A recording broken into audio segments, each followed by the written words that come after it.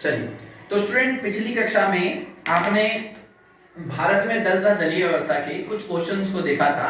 आज की जो वीडियो है आपकी, आज हम केवल और केवल ये पढ़ेंगे कि भारत में दलीय व्यवस्था कौन कौन सी है। ठीक है, जैसा कि आपको पिछली अगर आपने वीडियो देखी होगी तो आपको अवगत होगा कि जो दलीय व्यवस्था होती है वो तीन प्रकार की होती है। पहली जो आपकी होती है वन पार्टी सिस्टम, यानी कि एक दलीय व्यवस्था। दूसरी जो आपकी होती है उसको हम बोलते हैं टू पार्टी सिस्टम, जिसको हम बोलेंगे दो दलीय व्यवस्था। और जो तीसरी आपकी होती है उसको हम कहते हैं बहुदलीय व्यवस्था। ठीक है, देखिए इन तीनों की जो डेफिनेशन है भारत की राजनीति के हिसाब से अलग है। और अगर आप दूसरे शब्दों में पढ़ते हैं, कोई बाहरी किताब से पढ़ते हैं, फिर वर्ल्ड हिस्ट्री पढ़ते हैं, फिर वर्ल्ड की पॉलिटिकल साइंस पढ़ते हैं, तो उसमें डेफिनेशन अलग हो जाएगी। देखिए मेरा कहने का मतलब क्या है, मान लीजिए अगर मैं एक दलीय व्यवस्था की बात करता हूं तो दूसरे देशों में एक दलीय व्यवस्था का मतलब होता है कि उन देशों में केवल एक ही पार्टी को आधिकारिक रूप में मतलब मान्यता प्रदान करी गई है कि आप ही केवल चुनाव लड़ सकते हैं। जैसा कि जो आपका चाइना है, क्या है चाइना में केवल एक ही पार्टी को मान्यता है चुनाव लड़ने के लिए। ठीक है, तो सिर्फ एक ही पार्टी के मतलब चुनाव लड़ने के अधिकार मिले हुए। दो दलीय व्यवस्था में क्या है कि जैसे आप लोगों ने सुना होगा यूएसए यानी कि अमेरिका देश में दो दलीय व्यवस्था है, वहां पर दो पार्टी ही है, एक है आपकी डेमोक्रेटिक और दूसरी आपकी रिपब्लिक। ठीक है, ये हो गया आपका दो दलीय व्यवस्था।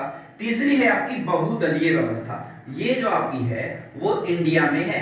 इंडिया में क्या है कि यहाँ पर बहुत सारी पार्टीज हैं। जैसे कि मान लीजिए आप जिस भी स्टेट से मेरी वीडियो देख रहे होंगे तो आपके यहाँ की कोई क्षेत्रीय पार्टी होगी। मैं दिल्ली से वीडियो बना रहा हूं, दिल्ली की क्षेत्रीय पार्टी मैं आम आदमी पार्टी को कहता हूं।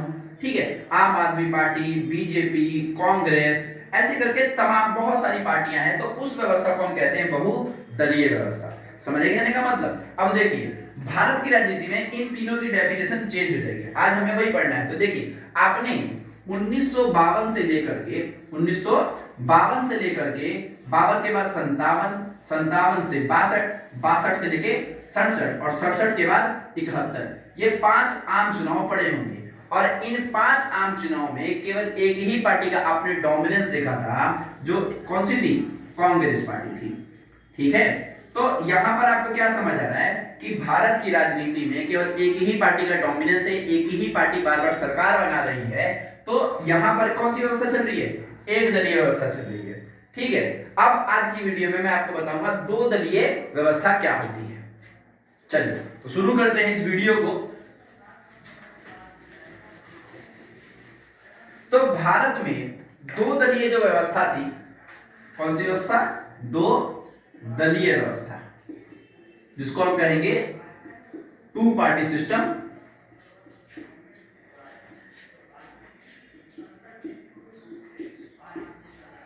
देखिए तो भारत में दो दलीय व्यवस्था जो है वो आई थी 77 के चुनाव से, यानी कि 1977 में जब चुनाव होने जा रहे थे तो भारत में दो दलीय व्यवस्था हमें देखने को मिली थी। देखिए हुआ क्या था, अगर आपने थोड़ी सी से पहले की आपको एक कहानी बताता हूं।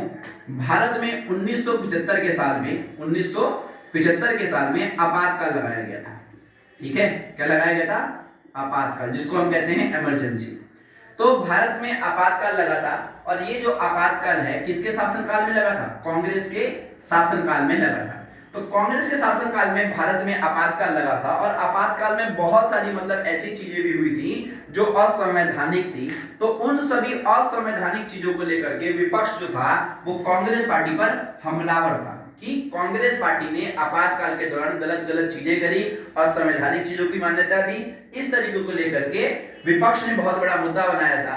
और इसके ही एवज में या फिर इसी के फायदे में क्या हुआ, 1977 में भारत में पहली बार नॉन कांग्रेस की सरकार हुई। नॉन कांग्रेस का मतलब किसी ऐसी पार्टी की सरकार जो आज तक बनी नहीं थी, यानी कि वो बनी किसी सरकार? जनता पार्टी की सरकार। तो भारत में पहली बार ऐसा हुआ था कि किसी दूसरे पार्टी का मतलब शासन स्टार्ट हुआ था केंद्र सरकार में, और यहीं से दो दलीय व्यवस्था स्टार्ट हुई थी। ठीक है, तो 1952, 57, 62, 67, 71 कौन सी पार्टी जीती? आपकी कांग्रेस पार्टी जीती। ठीक है, अगला चुनाव कब होना था? 75 या फिर 76 के आसपास में होना था, लेकिन आपातकाल के लगने होने के कारण क्या हुआ, 77 में चुनाव कराए गए। और इस 77 के चुनाव में जनता पार्टी जीती। जनता पार्टी क्या थी भाई? जनता पार्टी एक जितनी भी विपक्ष की पार्टी थी, विपक्षी पार्टी कौन सी वाली?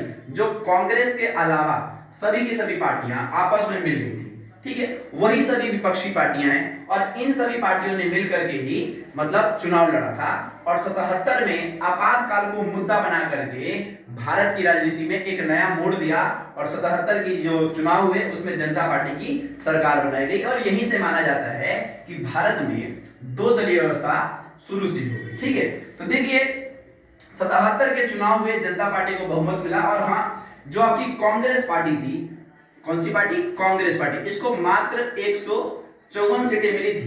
कितनी? 154 मिली थी, तो इसलिए इसकी सरकार नहीं बनी। और जनता पार्टी को जो सीटें मिली थी वो टोटल मिली थी 330 सीटें। ये जो आपका है गठबंधन वाली सीटें हैं, खैर जो भी हो, सरकार तो इनकी बनेगी।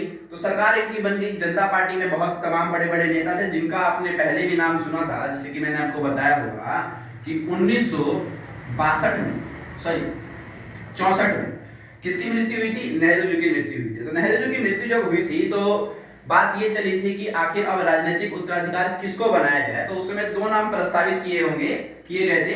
एक थे आपके मोरारजी देसाई और दूसरे कौन थे? लाल बहादुर शास्त्री। तो उसमें से किसके नाम को मोहर लगी थी? लाल बहादुर शास्त्री को, ठीक है। इसके बाद देखिए 1966 में फिर से लाल बहादुर शास्त्री की मृत्यु होती है। फिर से दो नाम प्रस्तावित होंगे, मोरारजी देसाई और इंदिरा गांधी। इसमें भी कौन आगे आया? इंदिरा गांधी। तो दो बार ऐसा हुआ, मतलब मौका मिला कि मोरारजी देसाई को प्रधानमंत्री बनाना चाहिए, लेकिन नहीं बनाया गया। तो आज वो समय आ गया था 77 के चुनाव में कि मोरारजी देसाई के लिए पूरा का पूरा जो रास्ता था वो साफ था और जनता पार्टी की तरफ से मोरारजी देसाई को प्रधानमंत्री बनाना था, ठीक है। तो हुआ यूं कि मोरारजी देसाई पूरी अपनी दावेदारी पेश कर रहे थे किस क्या बनने के लिए? प्रधानमंत्री बनने के लिए, लेकिन यहां पर भी रास्ता साफ नहीं था। और दो और बड़े नेता जिनका नाम लिखूंगा मैं यहाँ पे, एक का नाम था चौधरी चरण सिंह और एक नाम था आपका बाबू जगजीवन राम। बाबू जगजीवन राम की भी एक पार्टी थी, कांग्रेस फॉर डेमोक्रेसी, जो कि ये भी कांग्रेस के ही लीडर थे और इनकी पार्टी जो थी कांग्रेस फॉर डेमोक्रेसी, इसका भी गठबंधन जनता पार्टी में था। तो देखिए मोरारजी देसाई, चौधरी चरण सिंह, बाबू जगजीवन राम, तीनों तमाम बड़े बड़े नेता जो थे जनता पार्टी की सरकार में थे या फिर जनता पार्टी में थे। 77 में बहुमत मिला, 330 सीटें मिली और साफ सी बात थी, मोरारजी देसाई समझ चुके थे कि मेरे को प्रधानमंत्री बनाया जाएगा। लेकिन चौधरी चरण सिंह, बाबू जगजीवन राम ने भी अपनी दावेदारी पेश करी कि हमको भी प्रधानमंत्री बनना है। और फिर बाद में काफी अटकलों के बाद ये वो फैसला हुआ कि तीनों को मौका मिलेगा एक बार प्रधानमंत्री बनने का। और पहली बार मौका मिला किसको? मोरारजी देसाई को, ठीक है। तो पहली जो प्रधानमंत्री बने मोरारजी देसाई बने। इनकी सरकार कुछ समय तक चली, इसके बाद इनको हटाया गया, यानी कि 18 महीने के आसपास ये बने और इसके तुरंत बाद चौधरी चरण सिंह को प्रधानमंत्री बनाया गया। लेकिन बाद में फिर से लड़ाई झगड़ा हुआ तो मोरारजी देसाई भी हट गए, चौधरी चरण सिंह भी हट गए। और जब जनता पार्टी के पास कोई मुद्दा ही नहीं रहा, आपस में ही लड़ाइयां चल रही थी जनता पार्टी में, दिशाहीन सरकार हो गई थी एक तरीके से ये, तो ऐसा देखा गया कि 1980 में जनता पार्टी की सरकार गिर गई। गिरने का कारण क्या है कि तीनों बड़े बड़े जो नेता है आपस में लड़ रहे थे, इनके पास कोई दिशा नहीं थी किस तरीके से सरकार को मैनेज करना है, और इसीलिए 1980 के जो 80 का जो समय आया जनता पार्टी की सरकार गिर गई। इसका जो फायदा होगा आपको वो कांग्रेस पार्टी को होगा। तो 1980 में मध्यावधि चुनाव कराए गए, ठीक है। और इसमें सोचिए किसको बहुमत मिला होगा? इसमें बहुमत मिला है कांग्रेस पार्टी को। कौन सी कांग्रेस? जो इंदिरा गांधी है उसको क्या मिला? बहुमत मिला। और फिर से भारत की राजनीति में इंदिरा गांधी का शासन स्टार्ट हो गया, ठीक है।